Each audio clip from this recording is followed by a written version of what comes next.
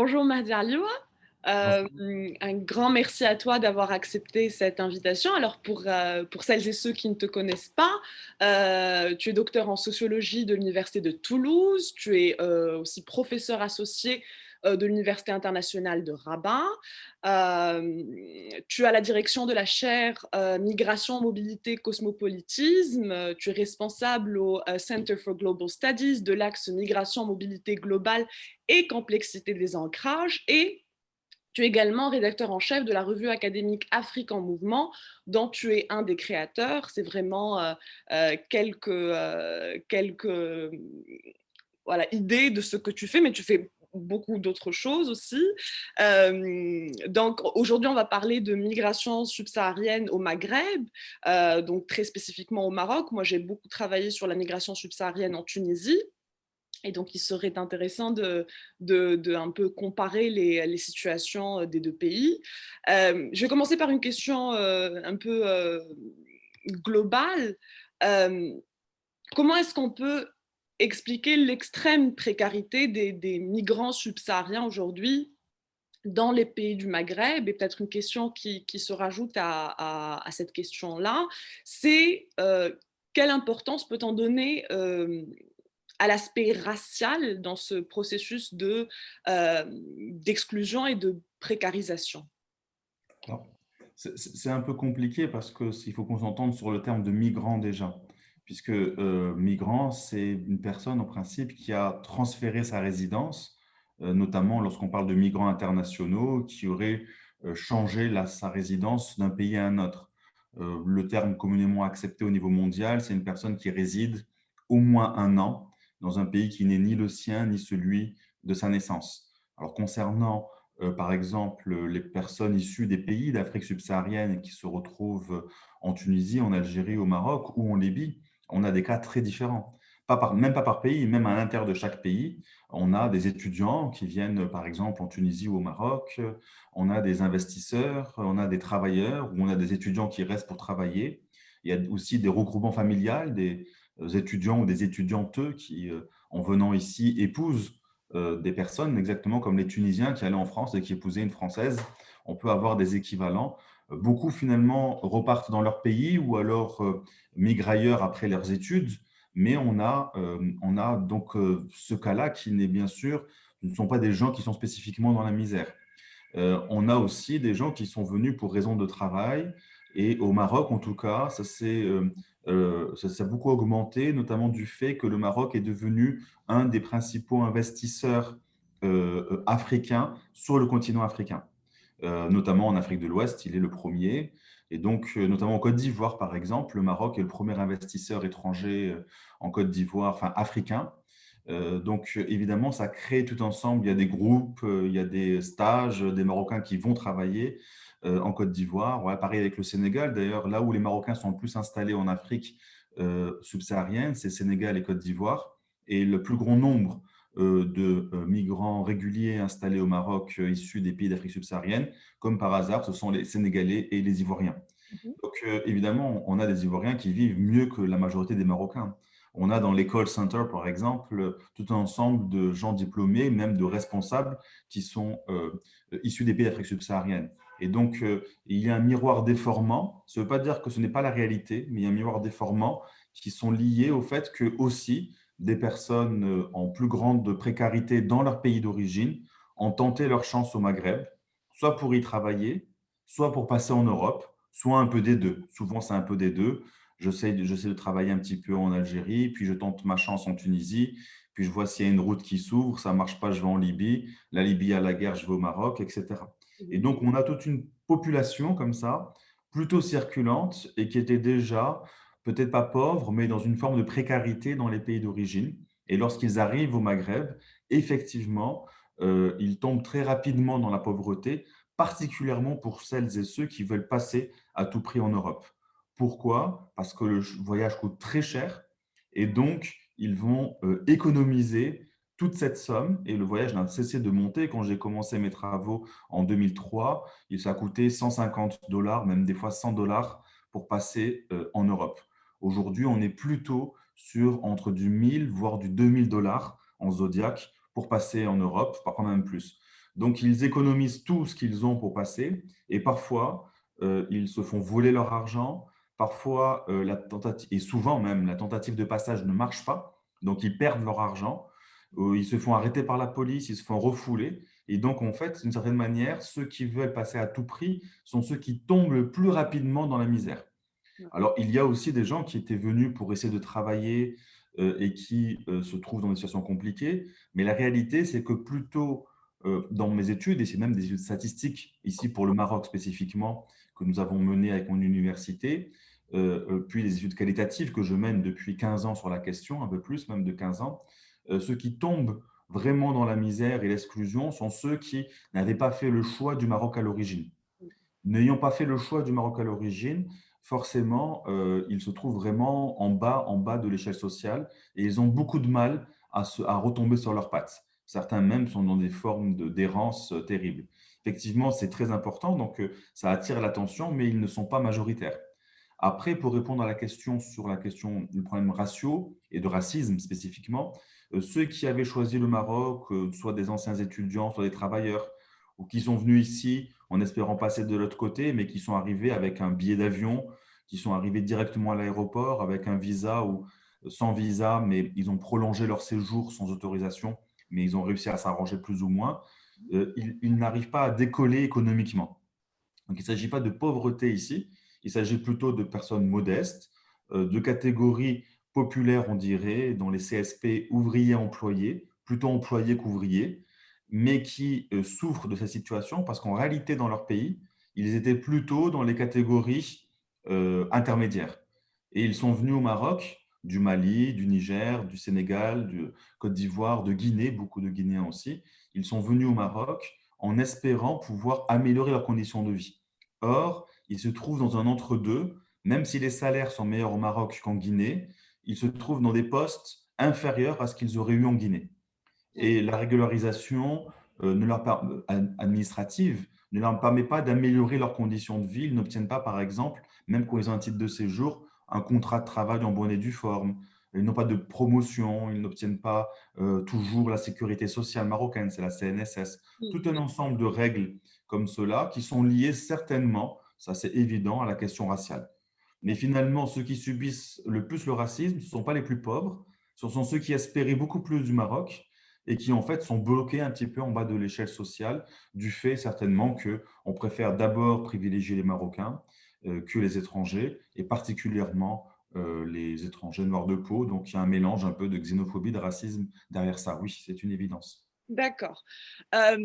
Justement par rapport à la régularisation ou les possibilités de régularisation administrative, en Tunisie, par exemple, il y a une criminalisation de la migration irrégulière et donc il y a, 2 catégories, soit on est, migrant, donc régulier, donc on a obtenu un titre de séjour, soit on est étudiant et il n'y a pas de possibilité de régulariser sa situation. Et d'ailleurs, en Tunisie, plus on reste, en fait, plus on doit payer des amendes pour pouvoir quitter le territoire si jamais on souhaite quitter le territoire. Et donc, par exemple, pour les migrants subsahariens qui sont les premières victimes de cette politique, ils enfin, la plupart du temps, ils n'arrivent pas à quitter le territoire et à rentrer chez eux si jamais ils souhaitent rentrer chez eux, parce qu'ils sont en un sens séquestrés sur le territoire tunisien parce qu'ils ne peuvent pas se permettre de payer ces amendes.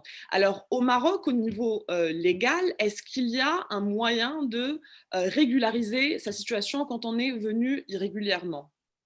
Alors oui, oui, il y a plusieurs moyens, mais c'est vrai que c'est compliqué parce que ce qui s'est passé, c'est qu'il y a un changement de politique migratoire en 2013 qui a été demandé par le chef de l'État, c'est-à-dire le roi Mohamed VI, et donc il a donné des instructions pour avoir une nouvelle politique dite humaine, plus humanitaire, avec par exemple même des gens qui seraient par exemple avec des difficultés de soins ou de santé, même si les dossiers sont confidentiels, peuvent se faire régulariser. Il y a eu 2 campagnes de régularisation successives qui étaient généralisées et il y a eu une forme, si ce n'est de suspension, une forme d'aménagement non officiel de la loi qui précédait, qui ressemble énormément à la loi tunisienne, qui est une loi qui a été écrite au Maroc comme en Tunisie sous pression de l'Union européenne, et en plus avec une visée non seulement de contrôle des frontières, mais aussi une visée sécuritaire, parce qu'il y avait un contexte post-11 septembre. Et au Maroc, c'était même pire, puisque c'était carrément post-2003. Et 2003, c'est les terribles attentats de Casablanca.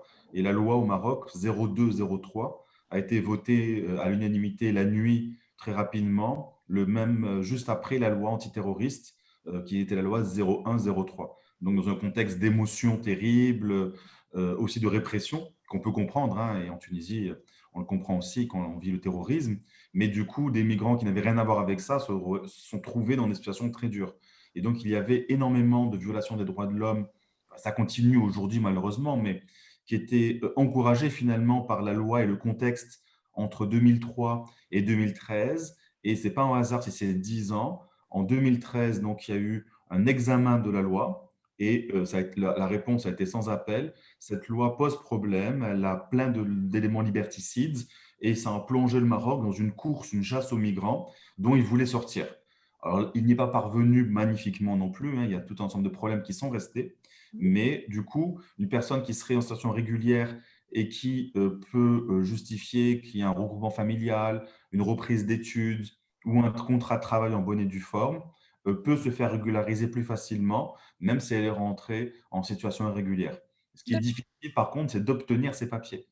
Donc, c'est là qu'on retrouve peut-être la même situation qu'en Tunisie avec les questions d'exclusion et de racisme. C'est que même quand les gens arrivent, on va dire, socialement plus ou moins à s'intégrer, ils sont acceptés, on sait qu'ils vivent là, ils ont un travail, on a du mal à leur donner réellement un statut juridique valable. Mais c'est le cas de beaucoup de Marocains. Au Maroc, un peu moins de 23% de la population active est salariée. En réalité, il y a plus de salariés, mais ils n'ont pas de contrat de travail. Et donc, c'est ce qu'on appelle bêtement le secteur de l'informel. Parce que ce n'est pas du tout informel, c'est très formel en fait. C'est basé sur la confiance personnelle. Donc, c'est des formes d'organisation, parfois traditionnelles, parfois modernes, des formes aussi d'exploitation. Mais c'est très formel, tout le monde le sait. Moi aussi, j'habite dans un quartier, juste nos voisins, c'est un immense call center. Tout le monde sait que la moitié des employés ne sont pas déclarés. C'est des faux contrats, etc. Donc, il y a beaucoup d'efforts qui sont faits de la part des autorités marocaines pour régulariser les Marocains eux-mêmes dans le travail. Et on va de plus en plus vers un État, on va dire, social de ce point de vue-là. Mais on est très loin des normes internationales d'un contrat de travail, du droit du travail, etc. Dans la loi, ça existe, dans les faits, non. Donc, c'est normal que aussi les étrangers, les derniers arrivés, aient plus de difficultés d'accès à cela, puisque les Marocains eux-mêmes y ont des difficultés. D'accord. Donc, on l'a compris, dans les récentes années, nos pays ne sont plus de fait, en fait, des pays forcément de transit. Ce sont devenus des pays d'accueil de par principalement les politiques européennes d'externalisation des frontières. Est-ce que toi, tu vois sur le terrain, ou en tout cas au niveau des politiques publiques, un réel changement de paradigme pour amorcer justement ce changement de nature de nos pays? Parce qu'en Tunisie, par exemple, nous restons, en tout cas les pouvoirs publics restent dans une option de pays de transit, et donc il n'y a pas réellement de réforme derrière pour justement se rendre compte et donc, dans les faits, changer les politiques publiques pour devenir réellement un pays d'accueil. Parce que si les gens sont bloqués, ben, ils sont bloqués pendant parfois des dizaines d'années, et c'est ce qu'on voit de plus en plus. Donc, de fait, ils sont installés en Tunisie ou au Maroc. Est-ce que toi, tu vois sur le terrain ce genre de changement de paradigme? Oui, oui, au Maroc, le changement a été radical, c'est un vrai changement. C'est juste que ce n'est pas encore à la hauteur de ce que ça devrait être. Je ne parle même pas des critères européens d'accueil, etc. Je parle juste de ce qu'un pays comme le Maroc, avec les difficultés économiques, avec parfois des mauvaises pratiques de gouvernance ou de respect des droits des personnes héritées de notre histoire post-coloniale, a il pourrait quand même, malgré avec tous ces défauts-là, faire beaucoup mieux. Mais malgré tout, il a fait beaucoup plus, je pense, que l'Algérie et la Tunisie, puisque de manière officielle, à tous les niveaux de l'État, du plus haut niveau de l'État jusqu'aux fonctionnaires régionaux, même au niveau régional, puisqu'on a une réforme de régionalisation importante dans laquelle les présidents communaux, les présidents régionaux ont beaucoup de pouvoir, il y a une acceptation que nous sommes un pays d'accueil et qu'on doit territorialiser cette politique. On a ce qu'on a appelé une stratégie nationale de l'intégration et de l'asile. On D'accord. nomme NIA. Et donc, elle est transversale et elle doit s'appliquer à tous les ministères. Donc, elle doit être appliquée dans l'éducation. Donc, on vérifie que les enfants aillent bien à l'école, soient bien inscrits, etc. Elle s'applique dans le travail. On vérifie que les gens ont un contrat de travail, etc. Comme je l'ai expliqué, ça ne marche pas très bien, mais c'est là. Donc, potentiellement, ces entreprises peuvent se faire condamner pour plusieurs crimes, enfin, pas crimes, pardon, délits qu'ils auraient commis, notamment envers ces migrants subsahariens.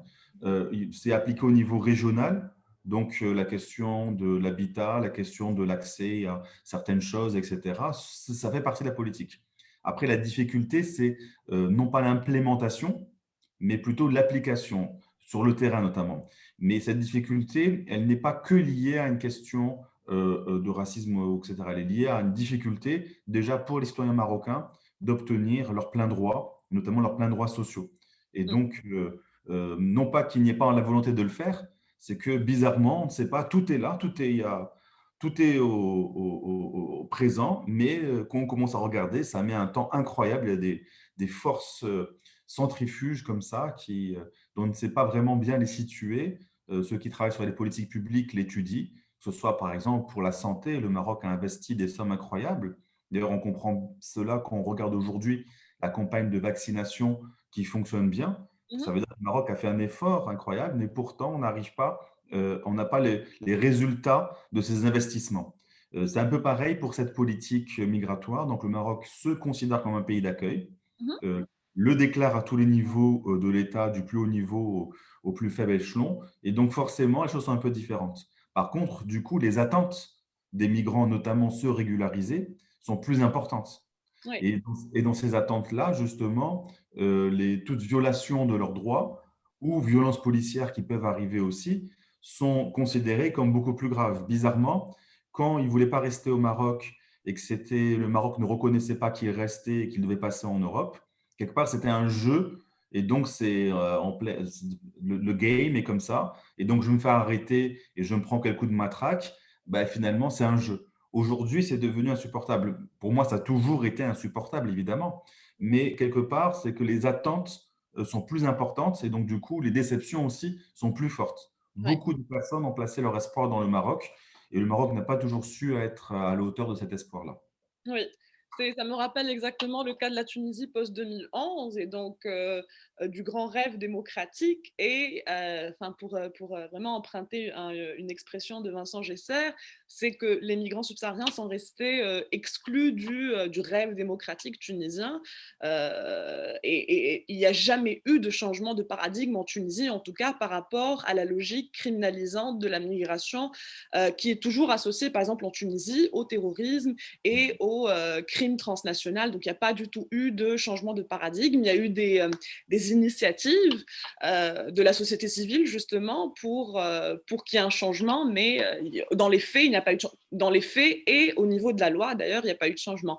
Peut-être une dernière question, Mahdi, par rapport au racisme social, en fait, donc les faits de racisme on va dire banal, le everyday racism, comme on le qualifie souvent.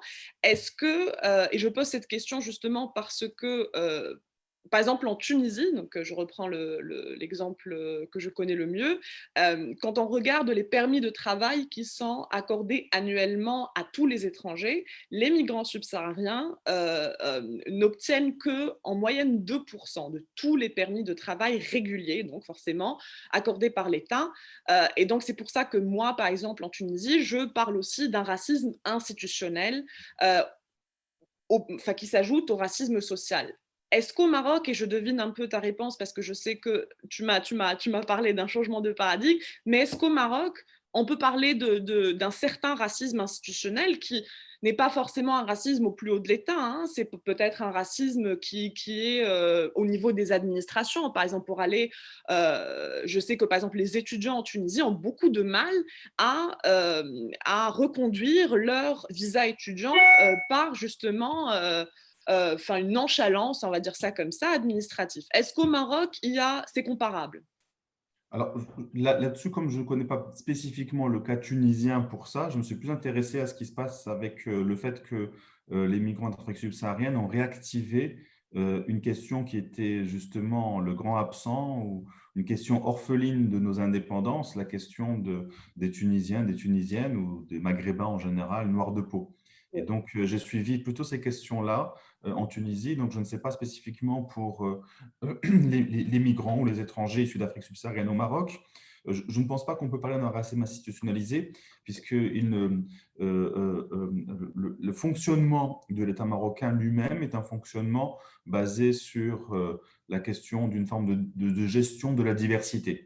Mhm. Je pense qu'en Tunisie, ça doit être quelque chose d'équivalent, mais il y a déjà une grande diversité marocaine et avec des problèmes ancestraux de racisme, notamment dans les régions du Sud, avec tout un ensemble de termes infamants qu'on retrouve vis-à-vis de ces populations-là. Et donc, il y a une gestion qui est particulière, et donc ici, on ne le voit pas. Et surtout, pour prendre un exemple précis, c'est-à-dire que quand on connaît comment les étrangers, même européens blancs, peuvent se faire traiter aussi à la wilaya, la préfecture, pour renouveler leur titre de séjour, on voit bien que là, il y a des choses où peut-être qu'il y a un peu plus de racisme, mais moi, je ne le vois pas de ce que j'ai observé pour les populations. Par contre, il est social au sens dans la société.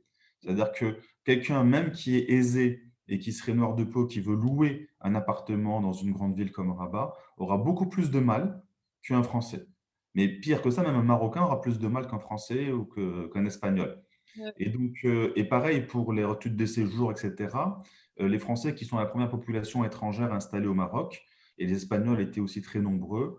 Ils étaient deuxièmes jusqu'à récemment, mais ça a diminué parce qu'il y a une reprise économique en Espagne. Donc, beaucoup étaient venus au Maroc pour travailler quand l'Espagne était en crise. Donc, c'est des choses dont on ne parle pas beaucoup, mais c'est une réalité. Donc, une migration nord-sud en travailleurs économiques. Et donc, effectivement, ils s'arrangent pour payer quelqu'un qui va leur faire les papiers, etc.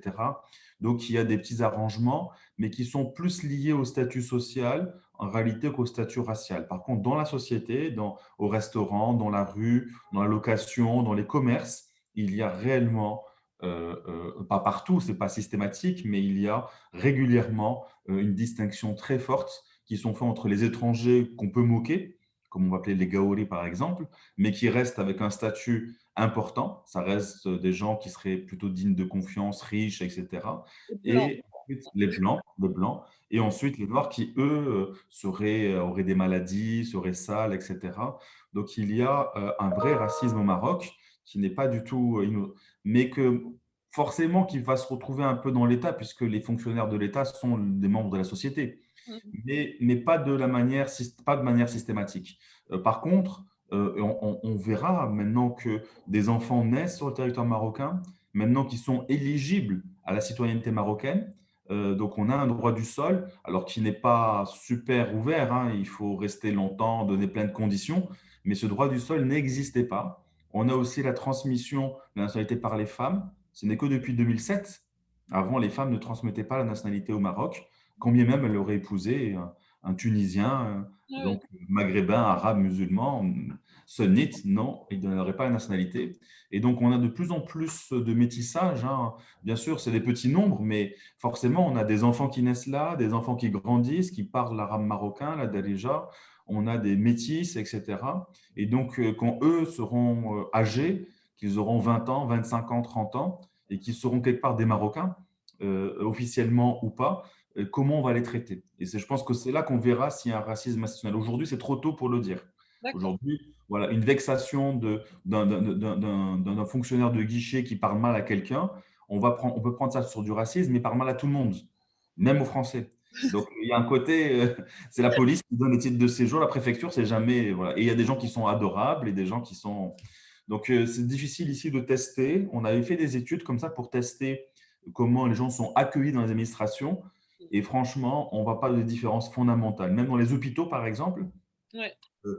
à partir du moment où il y a eu le changement de politique, hein. Avant, non. Mais on avait suivi même notamment les femmes enceintes.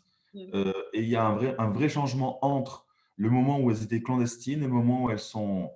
Et finalement, la manière dont sont traitées les femmes enceintes qui viennent à l'hôpital marocain pour accoucher les femmes enceintes migrantes subsahariennes, et la manière dont les Marocaines, on va dire modestes, rurales, sont traitées, c'est vraiment la même manière. Et donc, D'accord. on a fait des études comme ça. Finalement, c'est juste que l'hôpital marocain n'est pas toujours accueillant avec les gens qui n'ont pas beaucoup d'argent. Et Voilà. donc, les migrants subsahariens, pardon, juste pour vérifier, ont droit à la sécurité sociale au Maroc?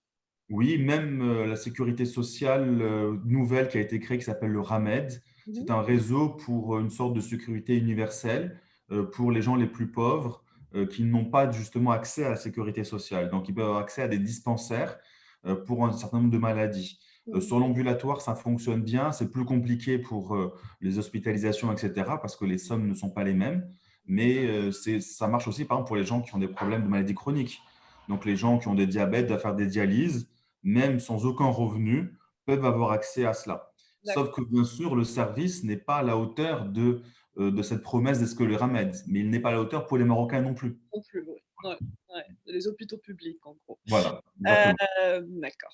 Merci Madi, on arrive à la fin de notre entretien. Un grand merci à toi, j'apprends beaucoup. Je ne savais pas du tout que bah, au Maroc c'était aussi différent, en tout cas au niveau légal, parce qu'en Tunisie par exemple, pour les migrants subsahariens, c'est souvent les associations de la société civile justement qui interviennent auprès des hôpitaux pour qu'il y ait prise en charge. Les hôpitaux publics tunisiens, donc c'est à peu près la même situation. Les médecins, moi en tout cas, j'ai récemment travaillé là-dessus. Les médecins ne refusent jamais un accès aux soins à n'importe quelle personne, mais après se retrouve toujours le problème de la prise en charge, en fait, parce qu'ils n'ont pas accès à donc la CNSS, c'est la même chose en Tunisie.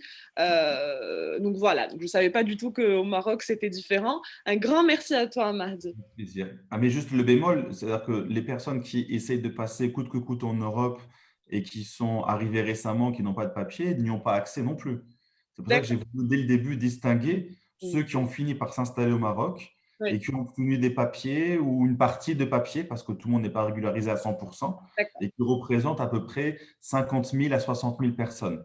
d'accord. Voilà, donc, c'est des eux dont je parlais. Mais il y reste encore beaucoup de migrants qui essaient de passer coûte que coûte en Europe, qui Mm. vivent notamment dans des camps autogérés ou dans des bidonvilles, etc. Et eux, on retrouve les mêmes problèmes d'avant le changement de politique. D'accord. Il y Donc, en a quand même en Tunisie. ceux qui Voilà. sont complètement irréguliers, Voilà. oui, voilà, ne sont pas du tout pris en charge.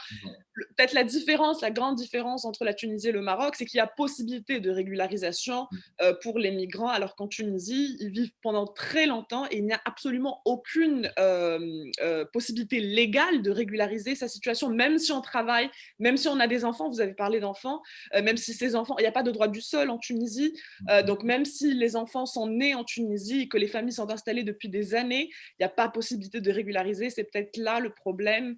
Euh, donc, il n'y a pas eu la réforme de 2013 n'a jamais eu lieu en Tunisie. J'espère qu'elle aura lieu au plus vite. Je vous le souhaite. Merci. Et je nous souhaite un Maghreb uni. Oui. Ça, c'est ça, c'est la grande, c'est le grand rêve, quoi. Au revoir. Merci beaucoup. Merci. Pardon, je vais juste arrêter. Là.